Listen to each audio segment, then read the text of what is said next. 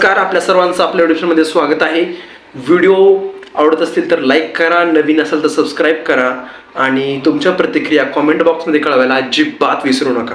चला तर मग सुरू करूयात की राष्ट्रवादीमध्ये उभी फूट पडली आणि राष्ट्रवादीचे दोन गट तयार झाले, ज्यात निवडणूक आयोगाने अजित पवार यांच्याकडे असणाऱ्या गटाला पक्षाची मान्यता देण्यात आली.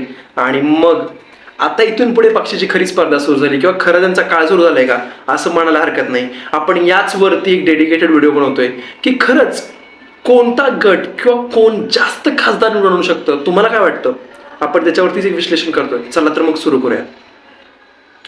मित्रांनो, ठाकरे गटाप्रमाणेच राष्ट्रवादी देखील दोन गट तयार झालेत.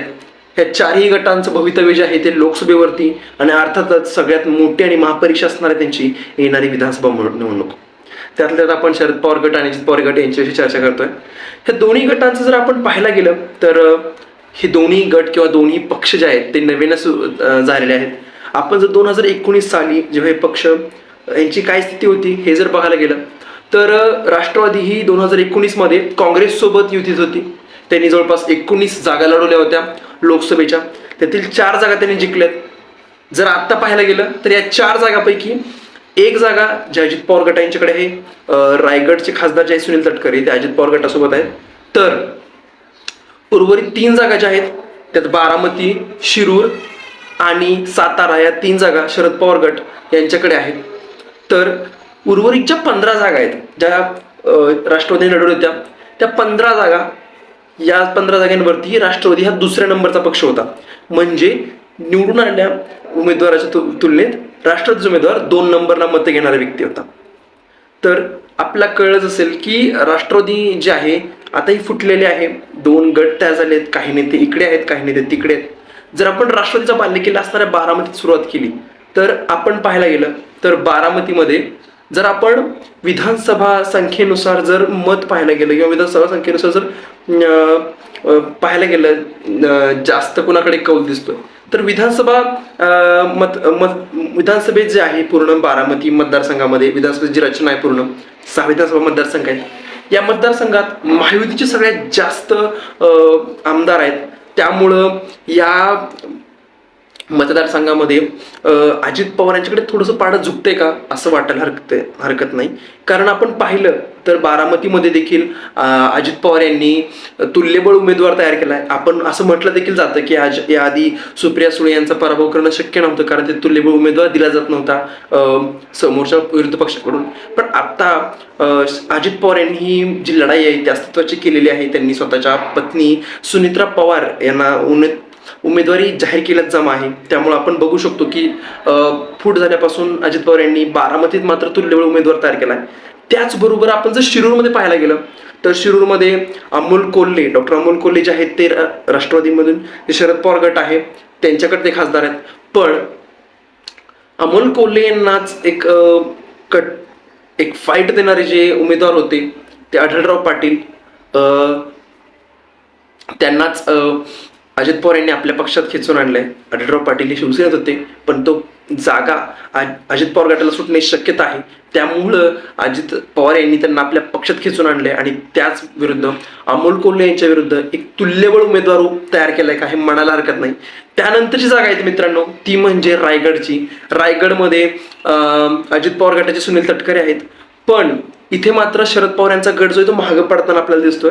कारण फुटीनंतर देखील शरद पवार या मतदारसंघात एक तुल्यबळ उमेदवार तयार करू शकले नाहीत किंवा सुनील तटकरे यांना पर्याय देणारा असा एक मोठा चेहरा तिथे बनवू शकले नाहीत. त्यामुळं रायगडमध्ये मात्र अजित पवार यांचाच होल्ड पाहायला मिळतो. त्यानंतरचा मतदारसंघ आहे सातारामध्ये तसं म्हणायला गेलं तर दोन्ही पक्षाकडे असे तुल्यबळ उमेदवार नाही आहेत. कारण जर आपण शरद पवार गटात आता सध्या जे खासदार आहेत तिथले स्टँडिंग खासदार श्रीनिवास पाटील त्यांचं जर पाहायला गेलं तर श्रीनिवास पाटील यांचं वयाच्या कारणाने ती निवडणूक लढवू शकणार नाही असं म्हटलं जातं. पण शरद पवार यांच्या काय चाली काय खेळ आहेत हे तुम्हाला माहितीच असतं. ऐनवेळी ते करू शकतात. पण ती जर आपण अट मान्य केली किंवा त्यांचं जर ते लक्षात ठेवलं की ते वयाच्या कारणाने निवडणूक नाही लढवणार तर मात्र दोन्ही पक्षाकडे उमेदवार नाहीये. पण असं म्हटलं जातं की आधीपासूनच महायुतीचे आदेश आहेत उदयनराजे भोसले यांना की तुम्ही याची तयारी करा, आणि असं म्हटलं देखील जातं की उदयनराजे भोसले जे आहेत ते अजित पवार यांच्या गटामध्ये प्रवेश करतील आणि त्यांच्या बाजून ती निवडणूक लढतील. त्यामुळे ह्या गोष्टीत ती सत्यता उतरते आपण बघायला हरकत नाही. कारण खरंच असं झालं तर अजित पवार यांच्याकडे साताऱ्यातून एक तुल्यबळ उमेदवार असेल का, इथे अजित पवार यांचं पारड जरा जड दिसतं. त्यानंतर मित्रांनो, जे बाकीचे जे बाकीचे 15 मतदारसंघ आहेत यामध्ये जे निवडून आलेले जे खासदार आहेत त्यात जास्त जागी भाजप असतील किंवा ठाकरे असतील. त्यात जर आपण पाहायला गेलं तर ठाकरे गट जे आहे त्यांच्याकडे काही देखील ह्या जागा आहेत, काही जागा एकनाथ शिंदे यांच्याकडे आहेत, काही जागा भाजपकडे आहेत. त्यामुळं उर्वरित 15 जागेमध्ये कोणाचं कसं तुल्यबळ आहे. आपण थोडंसं जर उदाहरण पाहायला गेलं तर आपण बघू शकतो की माढ्यातून जर उमेदवार द्यायचं ठरलं, जर माढ्याची जागा जर राष्ट्रवादीला सुटली तर अजित पवार गटात यांच्याकडे जे पूर्वीच त्यांनी निवडणूक लढली होती ते संजय मामा शिंदे अजित पवार गटात आहेत. त्याचबरोबर रामराजे नाईक निंबाळकर देखील इच्छुक आहेत इथून असं म्हटलं जातं. त्यामुळे अजित पवार यांच्याकडे 2 मोठे ऑप्शन आहेत. त्याच जागी जर माढ्याचा विचार करायला गेलं तर शरद पवार यांच्याकडे तेवढे मोठे किंवा तुल्यबळ उमेदवार नाही आहेत. मग असं म्हटलं जातं की माढ्यातून शरद पवार हे महादेव जानकर यांना सपोर्ट करतील, पण महादेव जानकर हे राष्ट्रवादी चिन्हावर लढतील, जे राष्ट्रवादी चिन्ह आहे तुतारी याच्यावरती लढतील, ते तर शक्य नाहीये. त्यानंतर जर आपण पुढची गोष्ट पाहायला गेलं, पुढचा मतदारसंघ पाहायला गेलं तर तो आहे धाराशिवचा. धाराशिव मतदारसंघ जर पाहिला तर तिथून हा मतदारसंघ आधीच ठाकरे गटाला त्यांनी तिथली उमेदवारी जाहीर करून टाकली आहे ओमराजे नाईक निंबाळकर यांची. पण त्याच जागी जर राष्ट्रवादीला उमेदवार देण्याची जर वेळ आली तर तिथून शरद पवार यांच्याकडे कोणताही उमेदवार नाहीये. पण त्याच जागी जे भाजपमध्ये असणारे राणा पाटील आहेत ते अजित पवार यांच्या गटात प्रवेश करून तिथून उमेदवारी मिळू शकतात, हे आपण पाहू शकतो. त्याचबरोबर जे दिंडोरी लोकसभा मतदारसंघ आहे तिथून विधानसभेचे उपाध्यक्ष नरहरी झळवळ यांना देखील उमेदवारी दिली जाऊ शकते. त्याचबरोबर संगमनेरचे जे आमदार आहेत निलेश लंके हे अजित पवार यांच्यासोबत आहेत, पण अशी वारंवार चर्चा किंवा वारंवार बातम्या येत असतात की शरद पवार यांच्या गटामध्ये प्रवेश करतील. त्यामुळे नगरची जागा त्यांच्याकडे जाऊ शकते. पण निलेश लंके यांना पक्षांतर्गतच विरोध आहे, अजित पवार गटातच विरोध आहे, शरद पवार गटा यांच्यामध्येच विरोध आहे असं म्हटलं जातं. त्यामुळं तिथून ते किती पॉवरफुल उमेदवार ठरू शकतात. त्यानंतर जर आपण नाशिक पाहायला गेलं तर नाशिक लोकसभा मतदारसंघामध्ये अजित पवार यांच्याकडे खूप मोठे उमेदवार पाहायला मिळतात आपल्याला. छगन भुजबळ असतील किंवा समीर भुजबळ असतील. त्याचबरोबर गोंदियामधून धर्मराम बाबा आत्राम असतील. त्यामुळे जर आपण काही असे मतदारसंघ जर बघायला गेलं जिथे अजित पवार यांनी जेव्हा महायुतीसोबत जाण्याचा विचार केला, त्यांनी खूप सारे नेते आपल्याकडे खेचून घेतलेत.